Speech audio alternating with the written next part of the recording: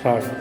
Hello students, how are you all? I hope you all are fine. Welcome to science class. My name is Indu and I am your science teacher. So in the previous video, we have discussed the first aid given in case of sprains and in case of fractures. In this video, we shall discuss about the first aid given in case of burns. So first we will see what are the causes of burns. One can suffer burns from hot objects. किसी गर्म चीज को touch करने से, fire आग से, steam से, because of boiling water. जब आप बॉइलिंग वाटर खोलते पानी को कभी आप पे गिर जाता है या आप कभी बाय मिस्टेक उस पे फिंगर डिप कर देते हो, so because of that also burn causes. Next is because of crackers. पटाखों की वजह से कभी कभी बर्न कॉज होता है. Then due to electric points and due to some chemicals like acids. So these were some causes of burns कि अगर बर्न कॉज होता है तो किस किस चीज के थ्रू हो सकता है. इन दिस वीडियो हम डिस्कस करेंगे कि अगर कोई माइनर बर्न का, सीवियर बर्न या केमिकल बर्न का केस है तो आप अपने लेवल पे विक्टिम को फर्स्ट एड कैसे प्रोवाइड कर सकते हो. First, we are going to discuss about minor burns, then we will discuss about severe burns, and then at last we will come to chemical burn. So first, we will take minor burns. देखो, minor burns भी painful होते हैं, उनमें भी बहुत दर्द होता है, but minor burns के केस में क्या होता है कि आपको डायरेक्टली डॉक्टर के पास जाने की जरूरत नहीं होती है, आप उनको घर पे भी ट्रीट कर सकते हो. कुछ सिंपल स्टेप्स हैं, कुछ सिंपल फर्स्ट एड टिप्स है जो आप विक्टिम को प्रोवाइड कर सकते हो. फॉर एग्जांपल, अगर किसी को माइनर बर्न हुआ है, फॉर एग्जांपल स्टीम की वजह से अगर उसका हाथ जल गया है, इफेक्टेड एरिया कम है, स्किन का जो एरिया इफेक्ट हुआ है वो कम है, एरिया कम है, तो आप क्या क्या कर सकते हो. पहली चीज जो आपको करनी है वो ये है कि सपोज आपकी हैंड पे यहाँ पे माइनर बर्न हो गया है तो आप सबसे पहले जाओ टैप खोलो. टैप खोलोगे उसमें से ठंडा पानी आएगा और आपको उस एरिया को उतनी देर तक ठंडे पानी के नीचे रखना है जब तक आपका पेन कम ना हो जाए. तो जब तक आपका पेन सबसाइड ना हो तब तक आपको इफेक्टेड एरिया को फ्लोइंग वाटर के नीचे रखना है and the water has to be cold. ठंडे पानी के नीचे रखना है. ओके. सेकेंड, अगर आपका पेन कम हो गया है तो उसको प्लेंटी ऑफ वाटर से वॉश करने के बाद आप उसके ऊपर कोई एंटीसेप्टिक लोशन अप्लाई करो. एंटीसेप्टिक लोशन अप्लाई कर सकते हो या कोई क्रीम अप्लाई कर सकते हो. ठीक है. इससे क्या होगा, जो इन्फेक्शन है आप उसको प्रिवेंट कर सकते हो. ठीक है. आप एंटीसेप्टिक लोशन लगा सकते हो. And one important tip is there for you कि सपोज आपके घर पे एंटीसेप्टिक लोशन नहीं है तो आप एक पेस्ट बनाओ, a paste of baking soda and water, और आप उस पेस्ट को इफेक्टेड एरिया पे अप्लाई करो, उससे भी आपको रिलीफ मिलेगा. So this was about minor burns and these are few tips about the first aid given in case of minor burns. After minor burns we will discuss the severe burns कि severe burn के case में आप victim को क्या first aid provide कर सकते हो. देखो, सीवियर बर्न्स में क्या होता है कि जो स्किन है, स्किन का एक ज्यादा एरिया डैमेज होता है, ज्यादा एरिया डैमेज हो जाता है और उसमें बहुत ज्यादा पेन होता है. और सीवियर बर्न के केस में एक जो मेजर चीज आप नोटिस कर सकते हो वो ये है कि सीवियर बर्न के केस में आपको ब्लिस्टर्स होते हैं जिनको आप हिंदी में छाले बोलते हो. और जब छाले होते हैं तो आपको जो चीज हमेशा, जो पहली चीज जो आपको हमेशा ध्यान रखनी है वो ये है कि आपको उन ब्लिस्टर्स को कभी भी प्रिक नहीं करना है, फोड़ना नहीं है. अगर आप उनको फोड़ दोगे तो जो ब्लिस्टर है it will act like a open wound, एक ओपन वुंड की तरह वो बिहेव करेगा. और जब अगर कोई वुंड ओपन है तो ऑब्वियसली जो इन्फेक्शन है उसके होने के चांसेस बढ़ जाते हैं. तो मेक श्योर आप उन छालों को फोड़े ना. ठीक है. उसके बाद आपको क्या करना है, जैसे हमें वैसे भी चोट लग जाती है, कट्स और स्क्रैचेस होते हैं, तो हम किसी ना किसी चीज से, किसी एंटीसेप्टिक लोशन से उसको क्लीन करते हैं. तो ब्लिस्टर्स के केस में, अगर आपको सीवियर बर्न के केस में ब्लिस्टर्स हो रखे हैं तो आप उससे उसको क्लीन नहीं कर सकते हो, क्योंकि उससे क्या होगा, आपको इचिंग शुरू हो जाएगी या कोई और प्रॉब्लम शुरू होगी.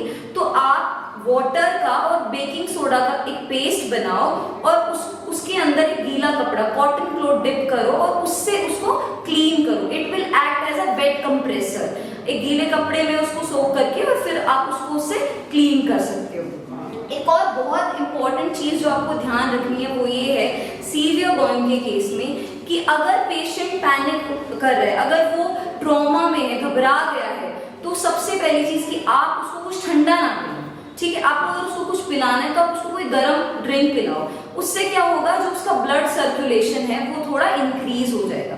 जब उसका ब्लड सर्कुलेशन थोड़ा इंक्रीज होगा, उसकी बॉडी धीरे धीरे रिलैक्स करेगी, उसकी घबराहट कम होगी। तो मेक श्योर आप उसको कोई ठंडी चीज नहीं पिला रहे हो, आप उसको कोई वार्म ड्रिंक प्रोवाइड करो, ठीक है। और वो भी तब आपको उसको प्रोवाइड करनी है जब वो कॉन्शियस है, होश में है।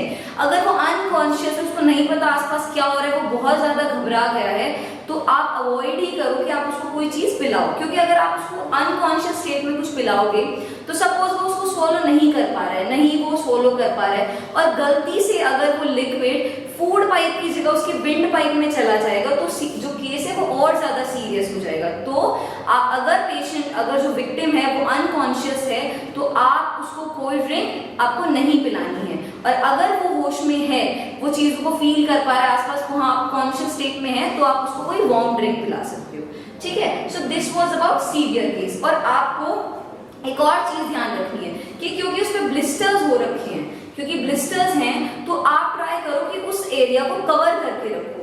अगर आप उसको कवर करके रखोगे कॉटन क्लॉथ से या किसी स्टेराइल गॉज से, जो आप देखते हो जो पट्टी आती है, अगर आप उसे कवर करके रखोगे तो जो जर्म्स है और जो डस्ट है वो उसके कांटेक्ट में नहीं आएंगे। क्योंकि अगर डस्ट उसके कांटेक्ट में आएगा तो आपको फिर इचिंग होगी, फिर आपको ज्यादा प्रॉब्लम होगी। तो आप ट्राई करो कि आप उनको कवर करके रखो ताकि जर्म्स और डस्ट उसके कांटेक्ट में ना आए और आपको इन्फेक्शन ना हो। सो this was about severe burn. Okay, next is chemical burn. कभी कभी क्या होता है, किसी केमिकल के वजह से भी हमारा हाथ जल जाता है या बर्न हो जाता है। तो केमिकल बर्न के केस में भी कुछ सिंपल टिप्स है जिससे आप अपने लेवल पे विक्टिम को फर्स्ट एड प्रोवाइड कर सकते हो। अगर केमिकल से बर्न हुआ है, किसी एसिड से जो आपकी स्किन है वो डैमेज हुई है, तो आपको क्या करना है, सबसे पहले आपको प्लेंटी ऑफ वाटर से, बहुत सारे पानी से अपने उस इफेक्टेड पार्ट को वॉश करना है, ताकि जो केमिकल है वो पूरी तरह रिमूव हो जाए। बहुत ज्यादा पानी से उसको वॉश करना है, जब तक आपको खुद फील ना हो कि हाँ इतना पानी सफिशिएंट है, तब तक आप उसको वॉश करते रहिए ताकि वो अच्छी तरह रिमूव हो जाए। And after that you just go to the doctor for the treatment. Okay, so this was the tips about the first aid given in case of minor burns, severe burns and chemical burns. Okay, एक next topic जो आपकी book में है वो ये है that how to fight fire। कि आप अगर आपके आसपास के एरिया में कहीं बिल्डिंग में या आपके आसपास कहीं पे आग लग जाती है, तो आप अपने लेवल पे कैसे उसको एक्सटिंग्विश कर सकते हो, ठीक है। सपोज आपके आसपास एक बिल्डिंग है जिसमें आग लग गई है, ठीक है, तो आपको जो चीज ध्यान रखनी है वो ये है कि आप मेक श्योर करो आप उस आग को पानी से ना बुझाओ। पानी अगर आप उसमें डालोगे तो आग ज्यादा फैलेगी। ऐसा क्यों होता है, देखो वाटर, अगर आप वाटर थ्रो कर रहे हो, सपोज जो आग है वो पेट्रोल से लग गई है, ठीक है, और आप उसमें पानी डाल रहे हो, तो जो पेट्रोल है वो पानी से लाइट होता है, और आपको पता है जो चीज लाइट होती है वो हमेशा पानी के ऊपर तैरती है, फ्लोट करती है। तो सपोज आपने पानी डाला तो वाटर यहाँ पे और पेट्रोल उसके ऊपर फ्लोट कर रहा है, तो क्या होगा, उससे आग और ज्यादा बढ़ेगी। तो आप ये ध्यान रखो कि if you want to put out the fire, make sure you are not doing it with water. You can use sand, you can use mud, but don't throw water on it. इससे आग बढ़ेगी, कम नहीं होगी। Okay? Next thing which you can take care of is कि suppose ऐसा हुआ है कि आपके जो कपड़े हैं वो फायर कैच कर गए हैं, ठीक है, तो विक्टिम को क्या करना है, अगर किसी के साथ भी ऐसा होता है, सबसे पहली चीज आप उसको बोलो पैनिक ना करें, घबराए ना। वो थोड़ा बहुत घबराएगा बट आपको उसको समझाना है, आप उसको एक साइंटिफिक रीजन दे सकते हो कि अगर वो इधर उधर भागेगा तो क्या होगा कि जो आग है उसको और ज्यादा एयर मिलेगी, ऑक्सीजन मिलेगी। जितनी ज्यादा उसको एयर ऑक्सीजन उसको मिलेगा उतनी ज्यादा आग फैलेगी। तो अगर वो इधर उधर भागेगा तो आग फैलेगी, वो कम नहीं होगी। तो आप क्या करो, उसको ग्राउंड पे रोल करो और एक थिक ब्लैंकेट अगर आपके आसपास है तो उसको, विक्टिम को एक थिक ब्लैंकेट से कवर कर दो। जब आप विक्टिम को थिक ब्लैंकेट से कवर करोगे तो क्या होगा कि जो ऑक्सीजन है, जो एयर है, उसकी सप्लाई वहीं पे ही कट ऑफ हो जाएगी और आग बढ़ेगी नहीं। सो आप विक्टिम को एक थिक ब्लैंकेट पे कवर कर दो ताकि ऑक्सीजन की सप्लाई वहीं पे ही कट हो जाए। उसके बाद आपने कभी कभी देखा होगा, बिकॉज कभी कभी क्या होता है कि इलेक्ट्रिक शॉक्स की वजह से, इलेक्ट्रिक करंट की वजह से भी कहीं कहीं आग लग जाती है, ठीक है। तो अगर कभी ऐसा होता है कि डैमेज्ड वायरिंग की वजह से या गलत वायरिंग की वजह से, इलेक्ट्रिक करंट की वजह से अगर कहीं पे आग लग गई है, तो आप क्या कर सकते हो, तो उसमें भी आपको वाटर थ्रो नहीं करना है। वाटर आप यूज नहीं करोगे, क्योंकि आपने पढ़ा होगा कंडक्टर्स के बारे में। कंडक्टर्स वो चीजें होती हैं जो अपने अंदर से हीट को या इलेक्ट्रिसिटी को पास होने देती है। तो वाटर भी एक गुड कंडक्टर है। अगर आप जहाँ पे इलेक्ट्रिसिटी की वजह से आग लगी, अगर आप वहां पे पानी थ्रो करोगे तो वो वाटर और ज्यादा इलेक्ट्रिक करंट अपने अंदर से पास होने देगा और वो करंट स्प्रेड हो जाएगा, and this can cause electrocution. आपकी बुक में ये टर्म यूज है, इलेक्ट्रोक्यूशन। इलेक्ट्रोक्यूशन का मतलब है कि किसी पर्सन की डेथ हो जाना because of excessive electric shock. जब इलेक्ट्रिक शॉक की वजह से किसी पर्सन की डेथ हो जाती है, दैट इज कॉल्ड इलेक्ट्रोक्यूशन। तो अगर आप पानी थ्रो करोगे तो करंट ज्यादा बढ़ेगा और उससे ज्यादा डैमेज होगा। तो मेक श्योर आप वाटर यूज नहीं कर रहे हो। Instead in this case also आप सैंड या मड का यूज कर सकते हो, ठीक है। और अगर ज्यादा ही इमरजेंसी केस है, अगर फायर आपके कंट्रोल में नहीं आ रही है, just call on 101 to the fire brigade, to your nearest fire station, ठीक है। So let's review कि अभी तक हमने क्या क्या डिस्कस किया है। First we have discussed the causes of burn, then we have discussed the first aid given in case of minor burns, severe burns and chemical burns.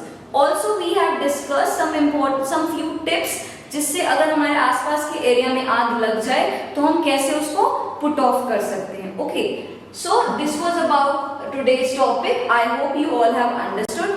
Thank you.